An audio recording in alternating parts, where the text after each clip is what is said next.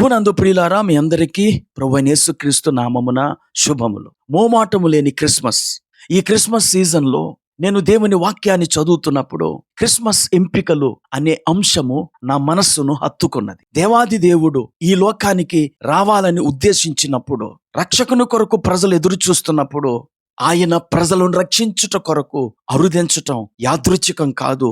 అది ముందస్తుగా నిర్ణయించిన నిర్ణయాలను బట్టి జరిగినటువంటి ఆగమనం. ఆ ప్రభు యొక్క ఆగమనంలో ఆయన ఎంపిక చేసుకున్న స్థలాలు, వ్యక్తులు మనకు ఆశ్చర్యాన్ని, ఆనందాన్ని కలిగిస్తాయి. నేటి వీడియోలో ఆయన ఏర్పరచుకున్న బెత్లెహేమును గురించి కొద్దిసేపు మీతో మాట్లాడతాను. అలాగే ఆయన ఎంపిక చేసుకోకుండా ఉన్నటువంటి యెరూషలేమును గురించి కూడా కాసేపు ఆలోచన చేద్దాం.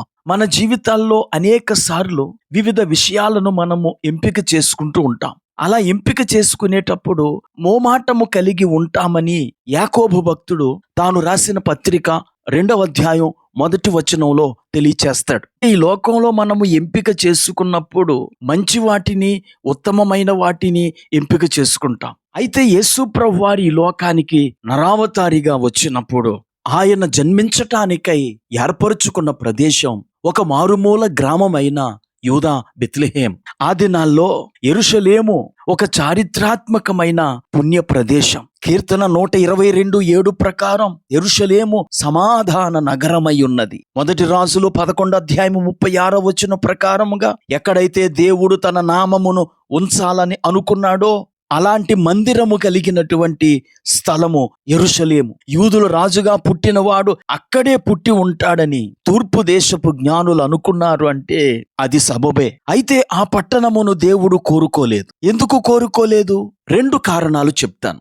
మొదటి కారణం, ఆ పట్టణము మత్తయి సువార్త 23:37 ప్రకారం ప్రవక్తలను చంపుచు తన యొద్దకు పంపబడిన వారిని రాళ్లతో కొట్టిన పట్టణమై ఉన్నది. అలాగే 2వ కారణం, తూర్పు దేశపు జ్ఞానులు ఆ యెరూషలేములో అడుగుపెట్టి యూదుల రాజుగా పుట్టినవాడెక్కడనున్నాడు, తూర్పు దిక్కున మేమాయన నక్షత్రము చూచి ఆయనను పూజింపవచ్చితిమని చెప్పిరి.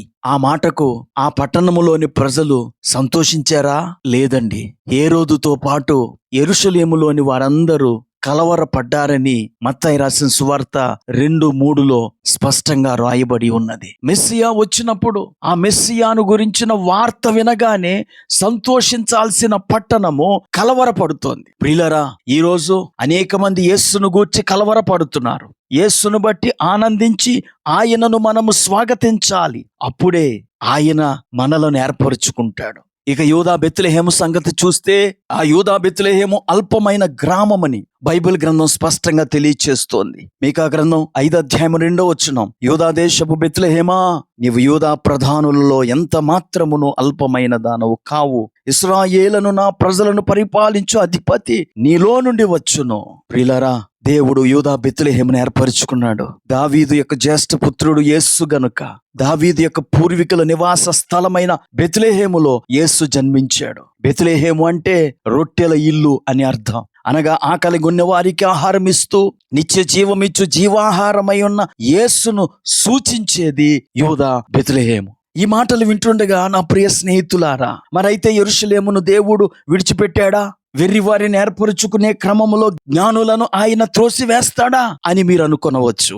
మీరు అలాగూ ఎంత మాత్రమో అనుకొనకూడదు. బెత్లెహేములో పుట్టినప్పటికీ ఆయన యెరూషలేమును కూడా వాడుకున్నాడు. యెరూషలేములో ప్రధాన యాజకులు, శాస్త్రులు ఉన్నారు. యేసును గూర్చిన లేఖన రుజువులు అక్కడి నుండే జ్ఞానులు గ్రహించారు. మత్తయి రాసిన సువార్త 2వ అధ్యాయము 4-6 వచనాలలో హేరోదు జ్ఞానుల ఎదుట క్రీస్తు మొదటి ఆగమనము యొక్క వాక్యాధారాలను నిర్ధారించారు. గనుక వాక్య జ్ఞానమును లోకానికి అందించుట కొరకు దేవుడు ఆయన యెరూషలేమును కూడా వాడుకున్నాడు. అలాగే ఆయన నామమునకు మహిమ తెచ్చుటకు పేదవారిని, అల్పమైన వాటిని ఆయన ఏర్పరచుకుంటాడు. ఇద్దరు కూడా దేవునికి సాక్షులే.